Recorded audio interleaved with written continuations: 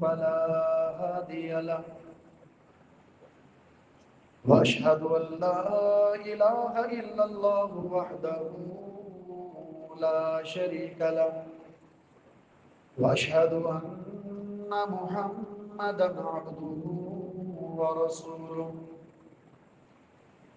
أما بعد فإن خير الحديث كتاب الله وخير الهدي هدي محمد صلى الله عليه وسلم وشر الأمور محدثاتها وكل محدثة بدعة وكل بدعة ضلالة وكل ضلالة في النار. اللهم صل على محمد وعلى آل محمد كما صليت على إبراهيم وعلى آل إبراهيم إنك حميد مجيد. اللهم بارك على محمد وعلى آل محمد كما باركت على إبراهيم وعلى آل إبراهيم إنك حميد مجيد.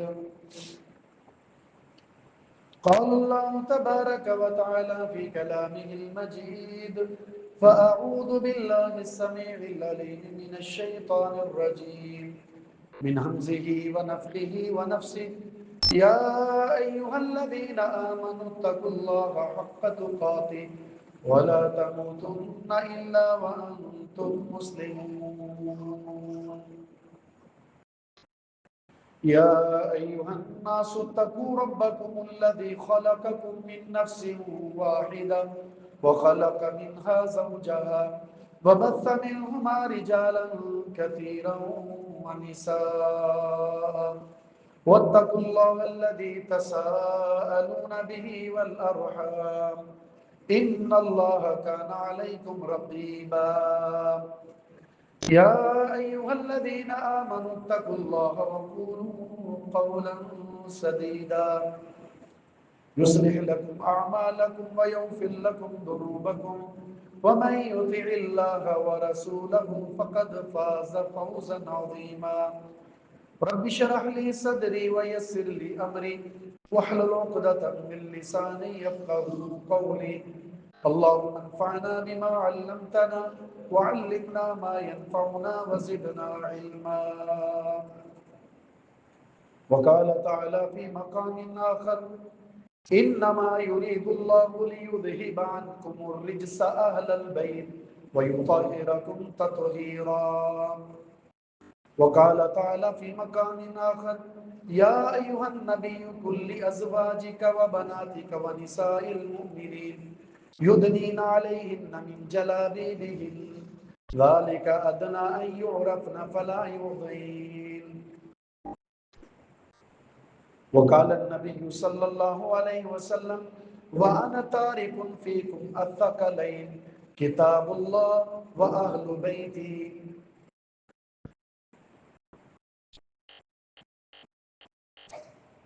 پیارے پیغمبر علیہ الصلوۃ والسلام کے ساتھ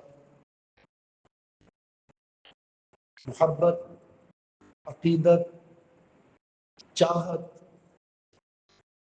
ایمان یہ اس وقت تک مکمل ہو ہی نہیں سکتا جب تک رسول اللہ صلی اللہ علیہ وسلم کی محبوب چیزوں کو محبوب نہ مان لیا جائے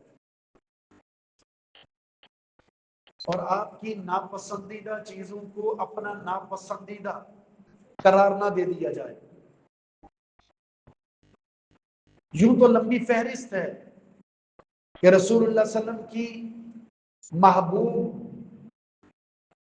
چیزیں، محبوب مقامات، محبوب عادات، محبوب افراد، محبوب خاندان، محبوب شخصیات، اور پھر اسی طرح ناپسندیدہ عادات، اشیاء، افعال، کردار، شخصیات، اس کی ایک طویل فہرست ہے. لیکن آج کے خطبے میں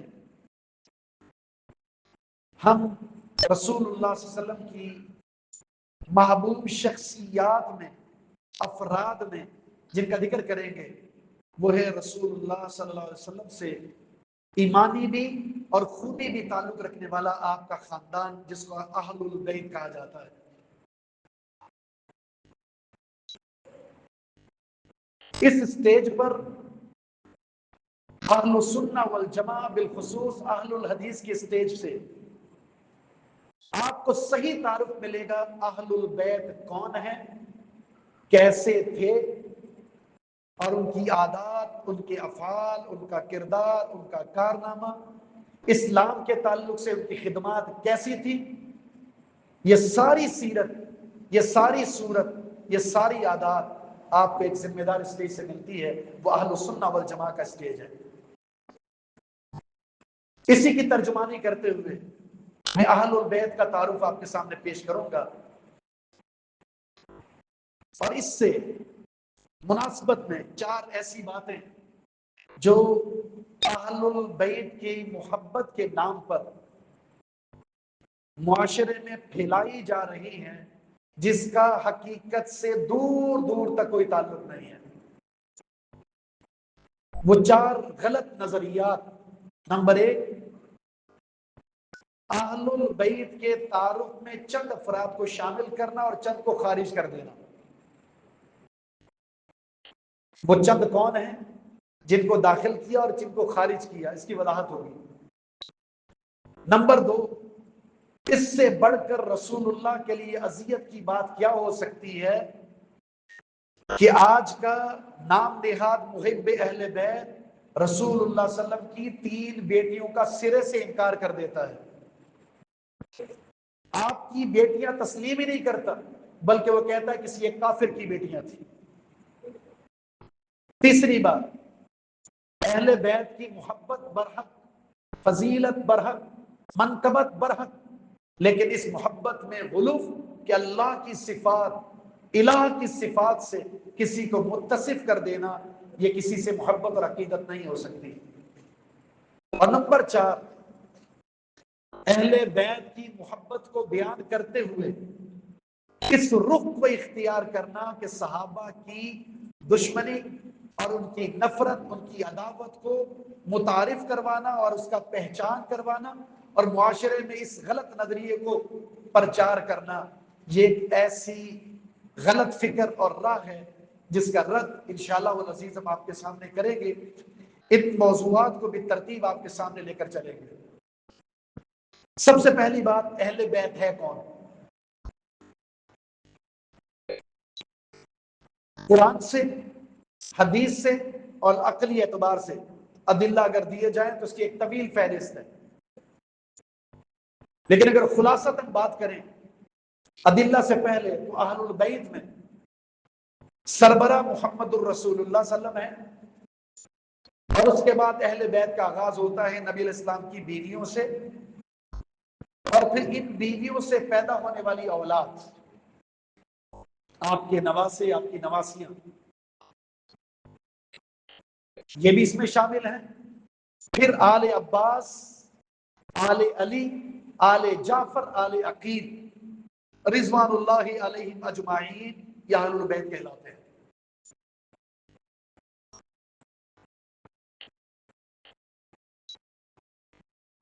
جہاں اختلافی مسئلہ ہے، روافض اور شیعہ حضرات ازواج النبی کو، پہلی خطا، ازواج النبی کو اہل بیت میں شامل نہیں کرتے، جبکہ جتنے بھی تفاسیر ہیں، قرآن کریم کی جتنی بھی تفاسیر ہیں ان کو اٹھا لیں، بلکہ ایک عام آدمی سورہ احزاب کی آیت نمبر 28 سے لے کر 34 تک ترجمے سے پڑھ لے، یہ پورا رکوع اللہ رب العزت بذریعہ محمد الرسول اللہ صلی اللہ علیہ وسلم اہل بیت سے خطاب فرما رہا ہے، یعنی آپ صلی اللہ علیہ وسلم کی بیویوں سے خطاب ہے یہ پورا، اور اسی پورے رکوع کے درمیان ہدایات جاری کرتے ہوئے اللہ نے فرمایا انما یرید اللہ، یہ ہدایات جو تمہیں دی گئی ہیں، یہ جو ہدایات تمہیں دی گئی ہیں، ان ہدایات کے پیچھے اللہ کا مقصد کیا ہے؟ انما یرید اللہ، اللہ یہ چاہتا ہے لیذہب عنکم الرجس اہل البیت، اے نبی کے گھر والیوں، اللہ یہ چاہتا ہے تم سے نجاست اور غلاظت کو دور کر دے. وَيُطَهِّرَكُمْ تَطْهِيرًا، اور تمہیں پاک کر دے. دو شرف ہیں اہل بیت کے مجموعی، اور یہاں پر امہات المومنین ازواج النبی کے دو. پہلا شرف یہ ہے ہر وہ گندگی جو تمہاری طرف آئے گی، ہر وہ نجس جو تمہاری طرف آئے گی، وہ بے اعتبار قول ہو، بے اعتبار وجود ہو، جس کے اندر شرارت ہے، غلاظت ہے، نجاست ہے، وہ تمہاری طرف آنا چاہے گا. اس سے پہلے ہی ہم نے تمہیں پاک صاف کر کے نبی کی رسالت میں، نبی کی عدالت میں، نبی کی اماجگاہ میں، نبی کی پناہ گاہ میں تمہیں دے دیا ہے تاکہ یہ نجاست اور غلاظت تم سے دور ہو جائے. اور نمبر دو، دوسرا شرف اللہ تعالیٰ نے تمہیں پاک کر دیا ہے، اور یہ پاکیزگی ہمیشہ قائم رہے گی. یہ پاکیزگی کا شرف ہمیشہ قائم رہے گا. یہی وجہ ہے اس سے پہلے جتنے انبیاء تھے، ابراہیم علیہ السلام اور رسول اللہ صلی اللہ علیہ وسلم سے پہلے جتنے انبیاء تھے، جتنے بھی افراد گزرے ہیں، ان میں شادی کے حوالے سے آپ کے عقد میں کون ہے کوئی شرط نہیں تھی. لیکن اللہ تعالیٰ نے بالخصوص ان دو انبیاء کو، محمد الرسول اللہ صلی اللہ علیہ وسلم اور ابراہیم علیہ السلام کو بالخصوص، آپ کے عقد میں آنے والی تمام ازواج، ان میں سے کوئی بیوی ایسی نہیں تھی جس کا ماضی عقیدے کے اعتبار سے یا جس کا ماضی عملی کردار کے اعتبار سے اور گفتار کے اعتبار سے داغدار ہو. شرف، فضل، منقبت کے اعتبار سے نبی علیہ السلام کی جو بیویاں، چاہے وہ کمباری تھی، چاہے وہ نبی علیہ السلام کی بیویاں مطلقہ اور بیوہ تھی، ساری کی ساری اپنے کردار کے اعتبار سے باوقار تھی.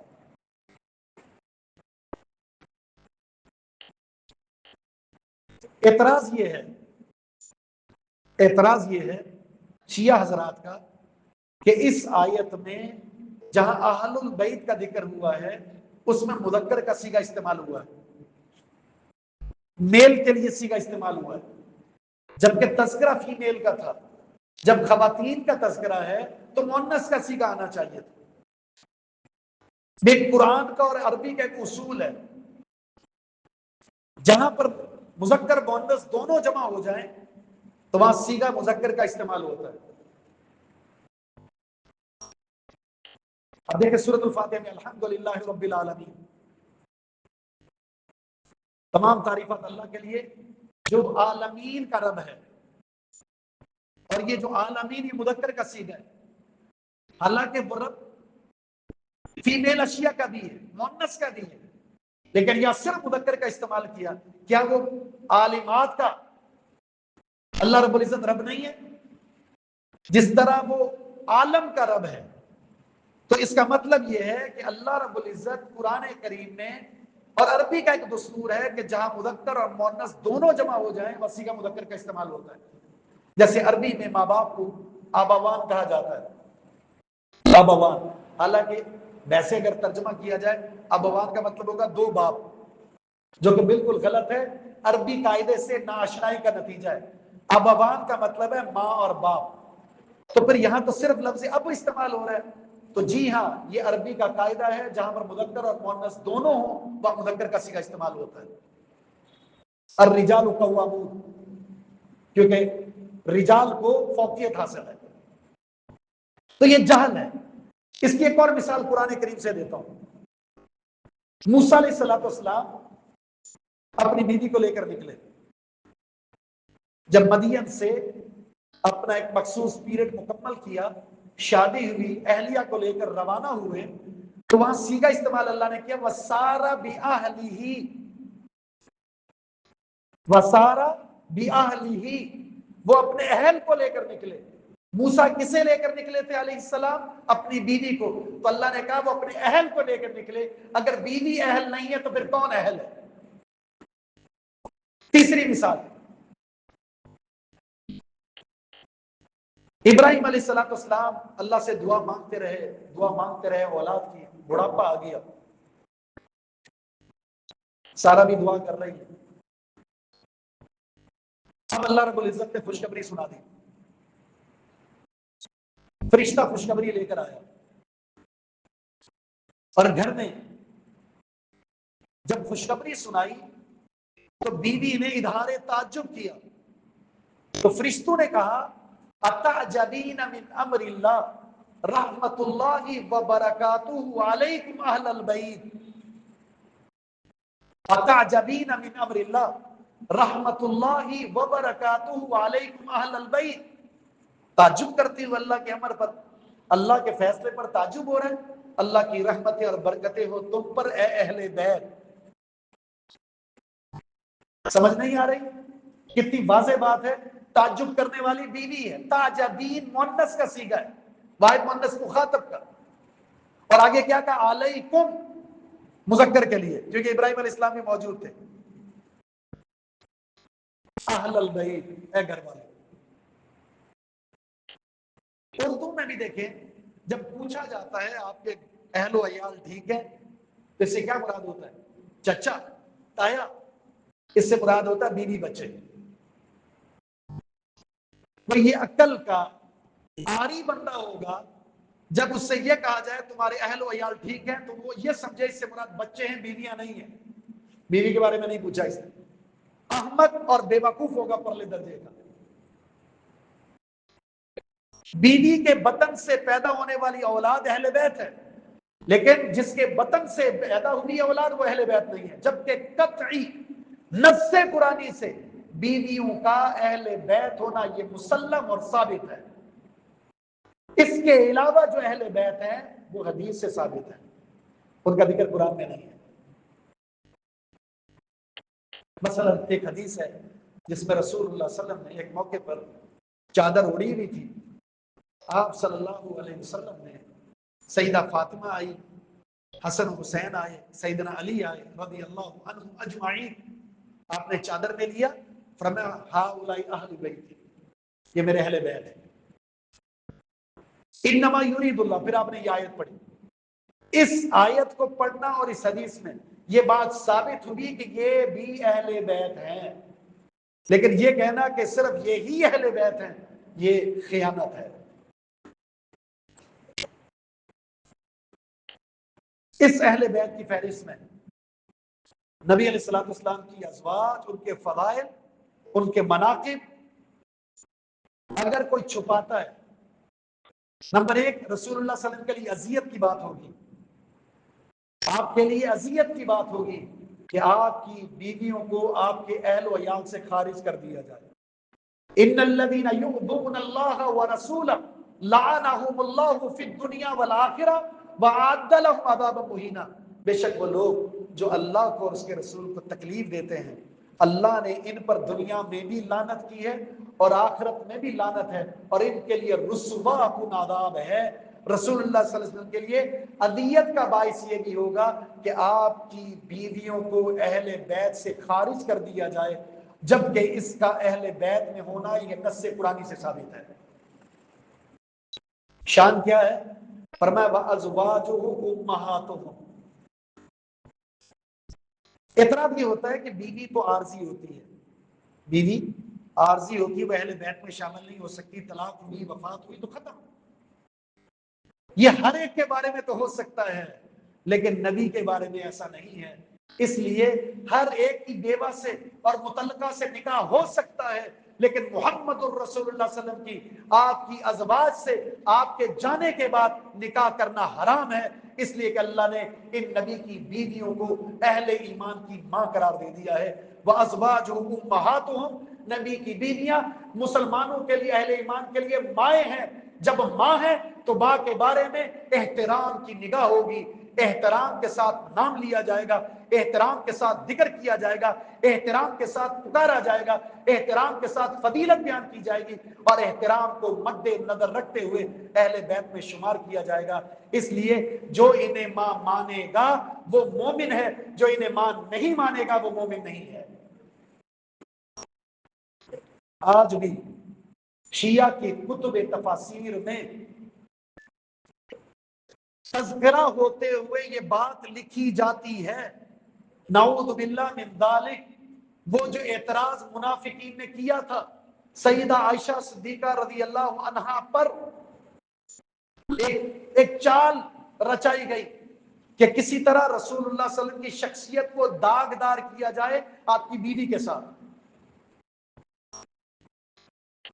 ایک واقعے سے جب رسول اللہ صلی اللہ علیہ وسلم واپس آ رہے تھے، پہلے نکل گئے اور سیدہ عائشہ صدیقہ رضی اللہ تعالی عنہ ہار کو ڈھونڈنے کے لیے دیر سے واپس پہنچی، قافلہ روانہ ہو چکا تھا۔ پھر قافلے میں پیچھے ایک صحابی تھے جنہوں نے ان کو دیکھا اور ان کو لے کر مدینہ آئے۔ جب تنہا مدینہ پہنچے تو منافقین نے شور مچا دیا، نعوذ باللہ من ذالک، انہوں نے منہ کالا کیا ہے۔ 40 دن تک وہی نہیں آئی۔ ایک اذیت ناک تھا یہ مقام، صحابہ کے لیے بھی، اما عائشہ کے لیے بھی، گھر والوں کے لیے بھی، رسول اللہ کے لیے بھی۔ آپ نے کیا فرمایا تھا؟ تم میں سے کوئی ہے ایسا جو میری مدد کرے، میرے ساتھ کھڑا ہو؟ کچھ لوگوں نے مجھے میرے گھر والوں کے بارے میں اذیت میں مبتلا کر دیا ہے۔ آج بھی وہی بات ہے، کوئی ہے ایسا جو رسول اللہ صلی اللہ علیہ وسلم کے ساتھ کھڑا ہو؟ کتاب و سنت کو ماننے والے، اہل بیت میں ازواج کو ماننے والے، ان کے احترام کو مد نظر رکھنے والے، کوئی ہے جو کھڑا ہو رسول اللہ صلی اللہ علیہ وسلم کے ساتھ؟ بازار میں غلیظ زبان استعمال کر کے ازواج النبی اور اصحاب رسول کے بارے میں آپ کو اذیت دی جا رہی ہے، کوئی ہے رسول اللہ صلی اللہ علیہ وسلم کے ساتھ کھڑا؟ صحابہ آپ کے ساتھ تھے، چند ایک نے رائے دی تھی کہ اللہ کے رسول طلاق دے دیں، لیکن آپ نے اللہ کی وحی کا انتظار کیا، اور جب وحی اتری تو سیدہ عائشہ کیا فرماتی ہیں؟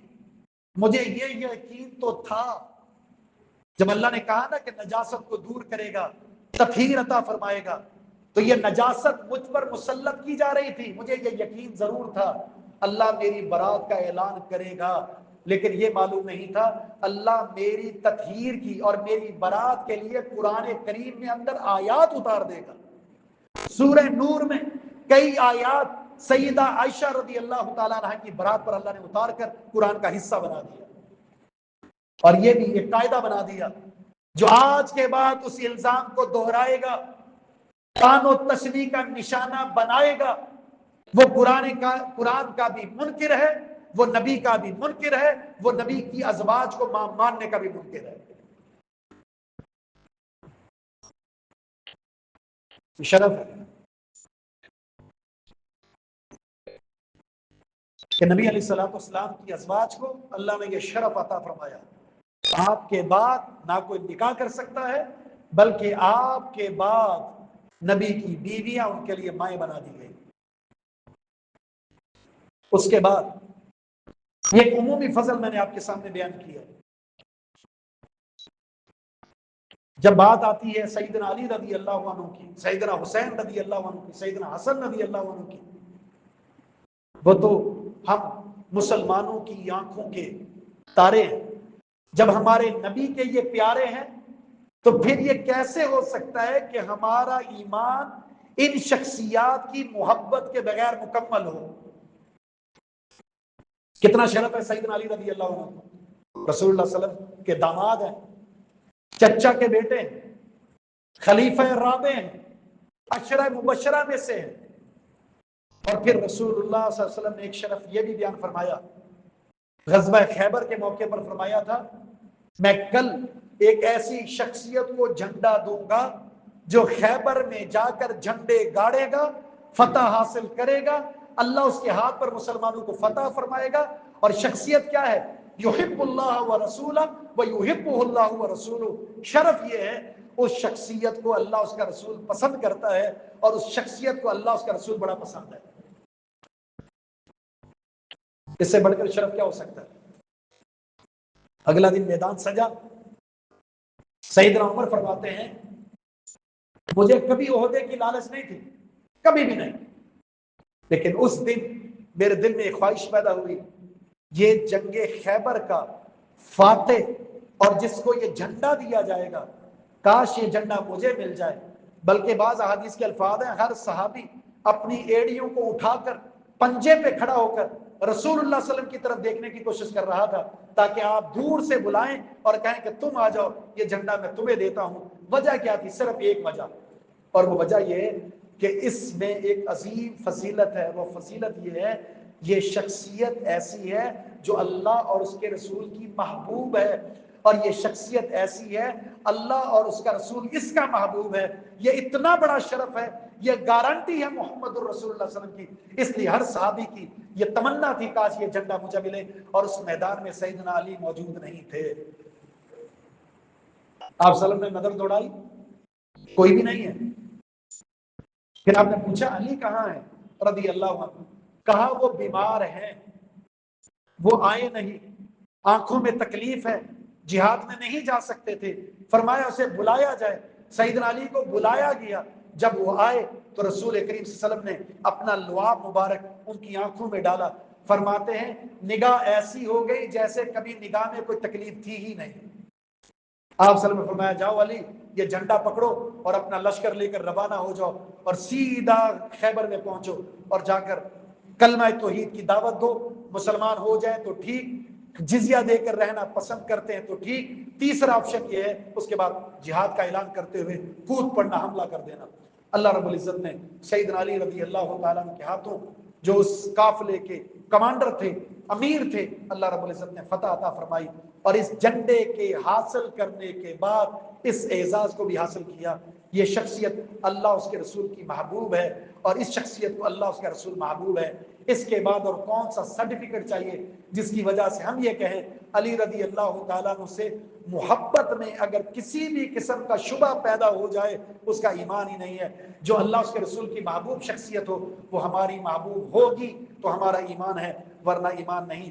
بلکہ ایک اور حدیث میں تو آپ نے فرمایا، سیدنا علی رضی اللہ تعالیٰ فرماتے ہیں اللہ کے رسول نے میری طرف اشارہ کرتے ہوئے فرمایا تھا لا یبغضنی الا منافق ولا یحبنی الا مومن، مجھ سے محبت کرنے والا صرف مومن ہوگا اور مجھ سے نفرت کرنے والا منافق ہوگا۔ اس لیے کہتے ہیں اہل بیت کے تعلق سے دو گروہ تباہ ہو گئے، ہلاک ہو گئے۔ اہل بیت کے تعلق سے دو گروہ تباہ ہو گئے، برباد ہو گئے، ہلاک ہو گئے۔ نمبر ایک وہ گروہ جو ناصبی ہے، جو اہل بیت کی شان میں تقصیر کرتا ہے، تنقیص کرتا ہے، ان کے فضائل اور مناقب کو بیان نہیں کرتا، چھپاتا ہے، انکار کرتا ہے۔ ایسے ناصبی یہ جہنمی ہے، یہ جہنم کے حقدار ہیں۔ دوسرا وہ گروہ ہے جو ان کی شان میں غلو کرتا ہے، وہ فضائل، وہ مناقب جو ان کے بیان ہی نہیں ہوئے بلکہ ان کی عظمت کے خلاف ہیں، وہ بیان کر کے اپنی آخرت کو برباد کرتا ہے۔ یہ لوگ بھی غلو کرنے کی وجہ سے یہود و نصارہ کی طرح جہنم کے حقدار ہیں، کیونکہ اللہ رب العزت کو غلو پسند نہیں ہے۔ بالخصوص اپنی شان اور عظمت، جو اللہ کی شان اور عظمت ہے، اس ذات کی اس عظمت اور شان میں کسی اور کو شریک کر دیا جائے، اللہ کو قطعاً یہ بات پسند نہیں ہے۔ محبت کا معنی یہ نہیں ہے کہ آپ کسی کو اس کے مقام سے بڑھا دیں۔ دیکھیں آج سیدنا علی رضی اللہ تعالیٰ عنہ کو مشکل کشا سمجھا جاتا ہے، مشکل کشا سمجھا جاتا ہے۔ سیدنا حسین رضی اللہ تعالیٰ عنہ کو مشکل کشا سمجھا جاتا ہے، اور جو مشکل کشا سمجھتے ہیں ان کی عقل 1% بھی کام نہیں کرتی، اس لیے کہ ان کا رونا دھونا اس بات پر ہے کہ سیدنا علی پر یہ مشکل آئی، یہ مشکل آئی، سیدنا حسین پر یہ مشکل آئی، یہ مشکل آئی، یہ ہو گیا اور وہ ہو گیا۔ آپ تو روتے ہیں ان کی مشکلات کو گنوا کر، اور پھر آپ کی زبان پر یہ نکلنا کہ وہ مشکل کشا ہے، یہ ایسا تضاد ہے جو بتا رہا ہے کہ یہ بیان کرنے والا عقل سے آ رہی ہے۔ خود قرآن کی آیات پڑھیں جو اس بات پر مسلم عقیدہ پیش کرتی ہے صرف ایک ذات ہے، وہ رب ذوالجلال کی ذات ہے جس پر کبھی مشکل نہیں آتی۔ اس کے علاوہ اس نے ہر نبی کو، حتیٰ کہ کائنات کے اندر اللہ کے بعد، اللہ کی ذات کے بعد اس کی مخلوق میں سب سے عظمت اور والی شان والی اگر کوئی ذات ہے تو وہ محمد الرسول اللہ صلی اللہ علیہ وسلم ہے۔ میں آپ کو یہ حقیقت کے ساتھ بتاتا ہوں جس حقیقت کو آپ بھی جانتے ہیں، آپ کی نبوت کی زندگی 23 سالہ سوائے مشکلات سے اور کسی اور طریقے سے نہیں گزری، کیونکہ جب اللہ نے کہا کن فانذر، اے نبی اب آپ رسول بن گئے، کھڑے ہو جائیے اور اس قوم کو ڈرانا شروع کر دیجئے۔ تو شارحین نے تبصرہ کرتے ہوئے لکھا اس آیت کے نزول کے بعد رسول اللہ صلی اللہ علیہ وسلم بیٹھنا ہی بھول گئے۔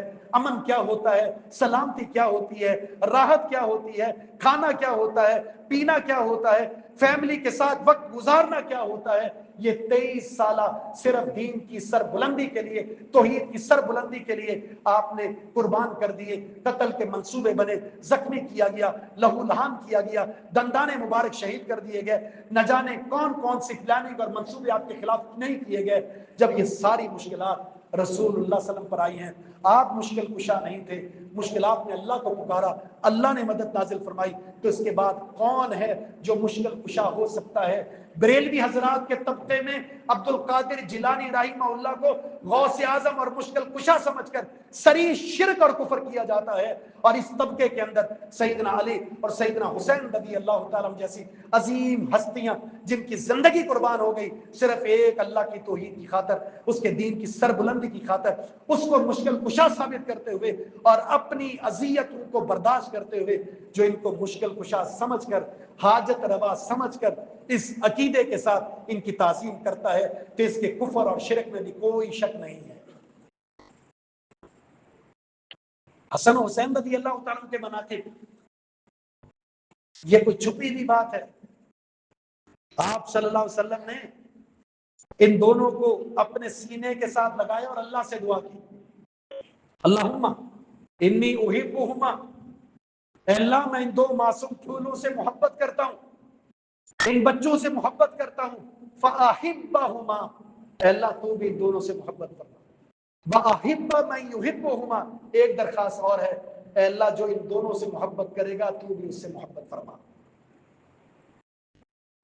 فضیلت کیا بیان فرمائی؟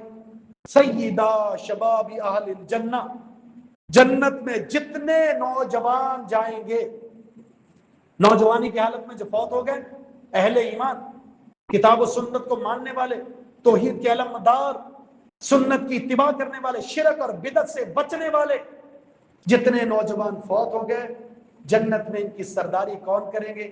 سیدنا حسن اور حسین رضی اللہ عنہ۔ اور جو بڑھاپے کی حالت میں فوت ہوتے ہیں، شرک سے بچے ہوئے، توحید کو اختیار کیے ہوئے، بدعت سے بچے ہوئے، اتباع سنت کے حامل، ان دونوں کی سرداری کریں گے ابو بکر اور عمر رضی اللہ عنہ۔ کیا خوبصورت ماحول ہے جنت میں، جہاں اللہ کا دیدار ہے، محمد الرسول اللہ صلی اللہ علیہ وسلم کی رفاقت ہے، ابو بکر اور عمر کی سرداری ہے، حسن و حسین رضی اللہ عنہ کی سرداری ہے، اور خواتین کی سردار سید فاطمہ تو سیدات النساء اہل الجنہ، جنت میں جتنی خواتین جائیں گی ان کی سرداری کس کے ہاتھ میں آئے گی؟ سیدہ فاطمہ رضی اللہ تعالیٰ عنہ۔ یہ شرف والا خاندان، عظمت والا خاندان، آپ کی بیویاں، آپ کی بیٹیاں اور آپ کا نواسے سیدنا علی رضی اللہ تعالیٰ عنہ، ان سے محبت کرنا ہمارے ایمان کا جزو لازم ہے۔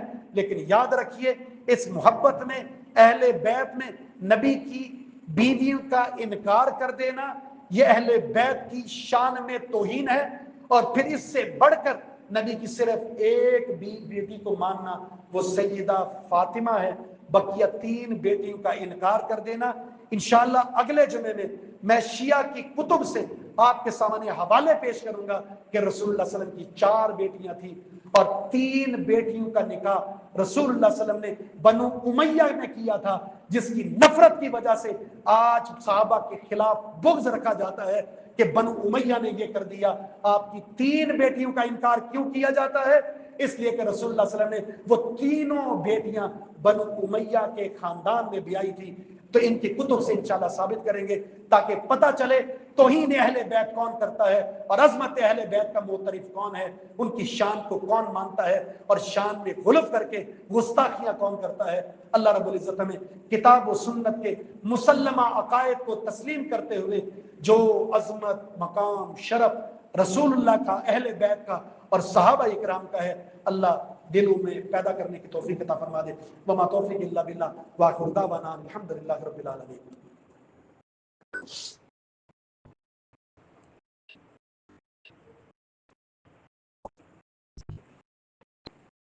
ان الحمد لله نحمده ونستعينه ونستغفره ونعوذ بالله من شرور انفسنا ومن سيئات اعمالنا من يهده الله فلا مضل له ومن يضلل فلا هادي له واشهد ان لا اله الا الله وحده لا شريك له واشهد ان محمدا عبده ورسوله.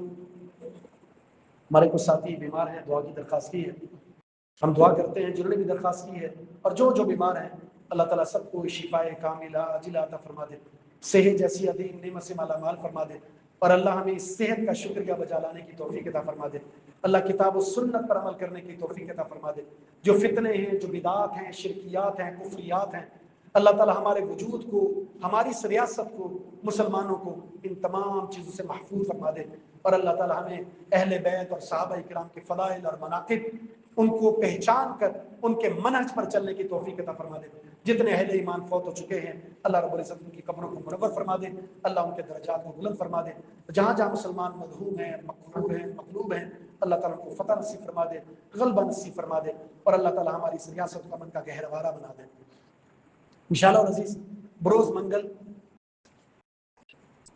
غالباً 15 جولائی ظہر تا مغرب یہ جامع سیشن یہاں رکھا گیا ہے برائے مرد حضرات، اور 17 جولائی بروز جمعرات 12 بجے سے 3 بجے تک برائے خواتین یہ جامع سیشن ہوگا. تو یہ سنت ہے، سنت پر عمل کرنے کی ہمیں عادت اپنانی چاہیے. اللہ تعالیٰ نے جبھی سنت پر عمل کرنے کی توفیق عطا فرمائے. اللہم صلی علی محمد وعلی آل محمد کما صلیت علی ابراہیم وعلی آل ابراہیم انک حمید مجید. اللہم بارک علی محمد وعلی آل محمد کما بارکت علی ابراہیم وعلی آل ابراہیم انک حمید مجید. ربنا آتنا فی الدنیا حسنہ وفی الآخرۃ حسنۃ وقنا عذاب النار. ربنا ظلمنا انفسنا وان لم تغفر لنا وترحمنا لنكونن من الخاسرین. سبحان ربک رب العزة عما یصفون وسلام علی المرسلین والحمد للہ رب العالمین.